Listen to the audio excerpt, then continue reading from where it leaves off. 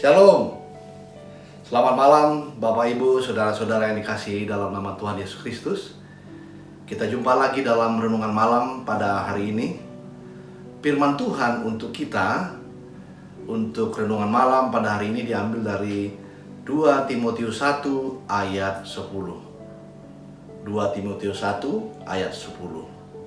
Sebelum kita membaca firman Tuhan, marilah kita minta pertolongan Tuhan, kita berdoa.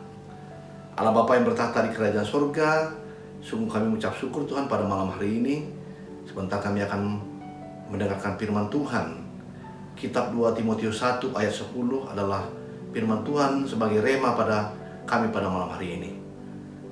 Mampukanlah kami Tuhan, ajar-ajari kami, turunkan Roh Kudus bersama dengan kami, supaya kami memahami firman yang akan disampaikan. Di dalam nama anak-Mu Tuhan Yesus Kristus kami telah berdoa dan mengucap syukur. Amin. Bapak Ibu saudara-saudara yang kasih Tuhan Yesus Kristus, renungan malam bagi kita malam hari ini kami beri judul Yesus Kristus beri anugerah hidup kekal. Demikianlah firman Tuhan. Dan sekarang dinyatakan oleh kedatangan juru selamat kita Yesus Kristus, yang oleh Injil telah mematahkan kuasa maut dan mendatangkan hidup yang tidak dapat binasa. Amin. Demikian jawab firman Tuhan. Bapak Ibu saudara-saudara yang dikasihi Tuhan Yesus Kristus, firman Tuhan pada malam hari ini cukup singkat ya, hanya satu ayat dari 2 Timotius 1 ayat 10. Kitab yang diambil dari 2 Timotius ini merupakan penggembalaan yang diberikan oleh Rasul Paulus kepada Timotius sahabatnya. Nah, siapakah Timotius? Diketahui Timotius ini adalah seorang yang saleh. Ibunya seorang Yahudi dan ayahnya seorang Yunani. Sejarah mencatat Timotius ini dibesarkan oleh ibundanya dan neneknya. Ibunya Eunike dan ibunya Lois.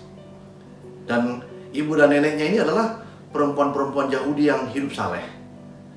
Beruntung bagi Timotius, sejak kecil ia telah diajari oleh kedua ibu dan neneknya ini untuk mengenal Kristus. Sebagai seorang teman seperjalanan bagi Rasul Paulus dalam memberitakan firman Tuhan, berita kebenaran bahwa Yesus Kristus adalah juru selamat dan Kristus telah lahir dan mati di salib, Paulus memperhatikan sahabatnya Timotius ini tetap perlu untuk terus diperkuat imannya. Meskipun ia saleh di hadapan Allah. Jadi meskipun Paulus berada di penjara pada saat itu, dia tidak melupakan Timotius. Dia bersurat kepada Timotius. Jadi Paulus tidak ingin keimanan dan sukacita Timotius dalam memberitakan firman Tuhan itu kendor. Nah, ia membantu supaya bisa membantu memberitakan firman Tuhan ke seluruh tempat kemanapun ia pergi. Bapak, Ibu, saudara-saudara yang kasih Tuhan Yesus Kristus, melalui Timotius pada malam hari ini Tuhan mau mengajari kita bahwa kelahiran Tuhan Yesus ke dunia ini dalam rupa manusia tidak hanya dengan maksud untuk menebus dosa manusia.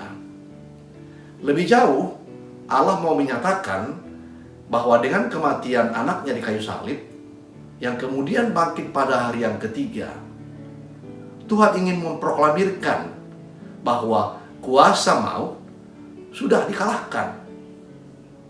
Jadi pembangkitan Tuhan pada hari yang ketiga tersebut adalah bagian dari proklamasi Tuhan bahwa kuasa maut itu telah dikalahkan.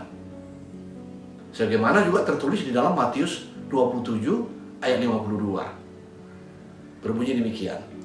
Kuburan-kuburan terbuka dan banyak orang-orang yang kudus yang telah meninggal bangkit. Dengan demikian jelas sudah tiada lagi penghalang bagi setiap orang yang percaya untuk bebas dari kematian yang abadi. Itulah bukti konkret dari Tuhan memproklamirkan kebangkitannya pada hari yang ketiga dari alam orang mati atau dari maut. Nah, itu adalah janji Kristus kepada barang siapa yang percaya kepadanya. Artinya, itu adalah janji Kristus kepada orang yang percaya kepadanya. Termasuk kita-kita yang malam hari ini mendengarkan firman Tuhan hari ini. Nah, maut sudah dikalahkan Tuhan. Tidak ada lagi alasan bagi kita untuk tidak percaya. Apabila kita tidak percaya, celakalah, karena kebinasaan dan maut abadilah yang akan kita terima kelak. Bila mana kita mati, tidak di dalam nama Tuhan Yesus Kristus. Saudara yang terkasih, pada saat Tuhan Yesus dikala masih bersama dengan murid-muridnya dahulu, Tuhan pernah berfirman demikian. Aku berkata kepadamu, sesungguhnya barang siapa mendengar perkataanku dan percaya kepada Dia yang mengutus aku, ia mempunyai hidup yang kekal dan tidak turut dihukum, sebab ia sudah pindah dari dalam maut ke dalam hidup. Hidup yang manakah yang dinyatakan Tuhan Yesus itu? Melalui perikop kita pada malam hari ini, seperti yang diajarkan oleh Paulus kepada Timotius, yaitu hidup yang tidak binasa. Itu ada pada ayat 10b yang kita baca malam hari ini. Hidup kekal kelak bersama Tuhan di sorga. Itulah janji setia Tuhan kepada kita, orang-orang yang percaya bahwa Yesus Kristus adalah Tuhan dan Juru Selamat. Satu-satunya Tuhan dan Juru Selamat bagi kita. Ia telah mengalahkan kematian dan maut, serta tidak berkuasa lagi atas dia. Kehidupan kekal hanya berasal dari Tuhan Yesus Kristus. Tidak ada ilah lain seperti dia. Percayalah, tidak ada ilah lain seperti dia yang telah mengalahkan maut dan memberikan kehidupan kekal bagi kita, asal kita percaya kepada Tuhan. Nah, inilah renungan bagi kita pada malam hari ini. Percayalah, kematian dan maut sudah bertekuk lutut di hadapan Yesus. Dosa tidak berkuasa lagi atas dia. Kristus adalah Juru Selamat kita dan dunia ini.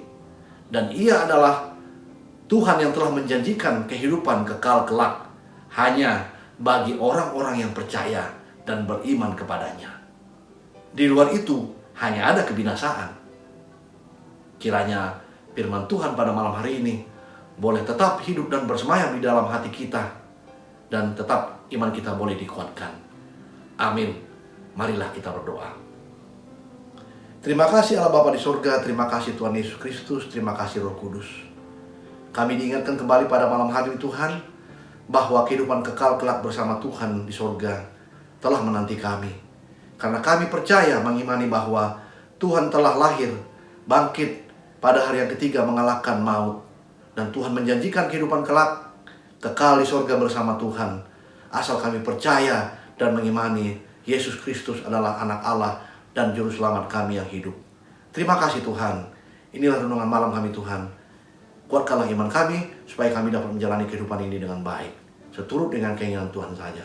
Di dalam nama anak-Mu Tuhan Yesus Kristus, kami telah berdoa dan mengucap syukur. Amin. Selamat malam untuk kita semua.